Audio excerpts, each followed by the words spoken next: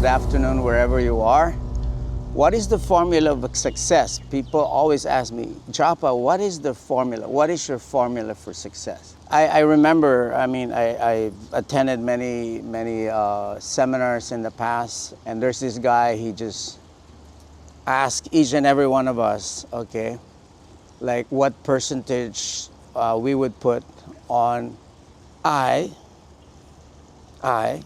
which refers to the person, you, or I, the self, or the intention, your intention, plus M. So I plus M. M refers to the method or your tools, vehicle, equals success. So he was asking me the question, what percentage I should be putting on the I, the method, and all of these things. So of course, everybody has their different answer.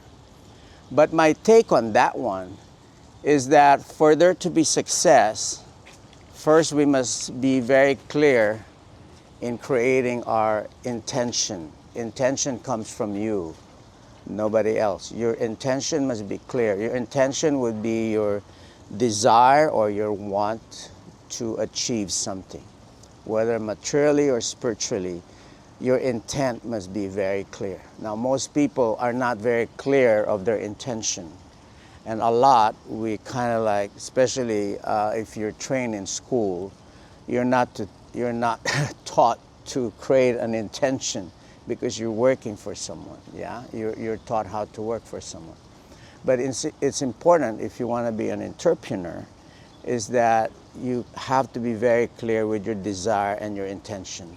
Some people call it the feminine energy, because the feminine energy is really where desire comes from, want, okay?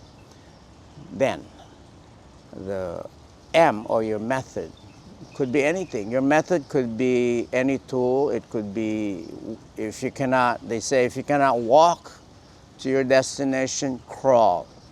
Okay, so normally we begin crawling. And you can walk. If you could ride a bicycle, ride a bicycle. If you could take a car, take the car. But the point is that whatever method we have, we must begin. Sometimes people would be looking into, okay, I have this desire, but I don't have the tools, so they kind of like wait. So they wait until they have the best tool. But what I've seen working for myself, that worked very well in the beginning, was that I will begin even if I have to crawl meaning crawling into that, meaning I might not be an expert in performing the method. I might not be an expert in a particular thing. I'm still learning to ride a bike. It's okay, just learn, because that's the process, and you're gonna go through a test. You're gonna go through making mistakes. You're gonna go through failure before you're able to walk. Just like, in the beginning, if you remember, a child would have to make many falls before he could learn how to walk.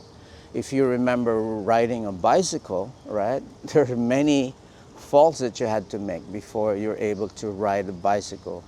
The same thing with a car, there's this, you have to train. So I plus M equals success. So most people fail to unite these two.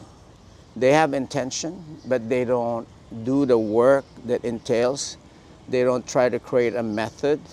They don't perform. They don't take the action because they are immediately overwhelmed by fear. Although, like, let's say, for example, they desire something. Let's just take, for example, a person may desire to own a house or rent a house or have a house. So that is an intention. It's a clear intention. But most people would stop there because they'll be afraid, well, I don't have the money yet, so they won't take action. But what is important is uniting these two. I have this desire, I want to have a house, but you must do the action. You must start looking for a house, even if you don't have money. Because what happens when you join these two, two energies, the feminine and the masculine, okay? So what happens is you get to your goal, or you get to the destination. If I want to get to the end of that street, or the end of that road, if I want to go somewhere, right? I cannot just be desiring it. I must take the steps. First, second steps, third step, until I get to my destination. So it's as simple as that. But most people stop from just desiring or wanting. They don't do the action because they're afraid they might fail. No, don't be afraid to fail, because you cannot be successful without failing.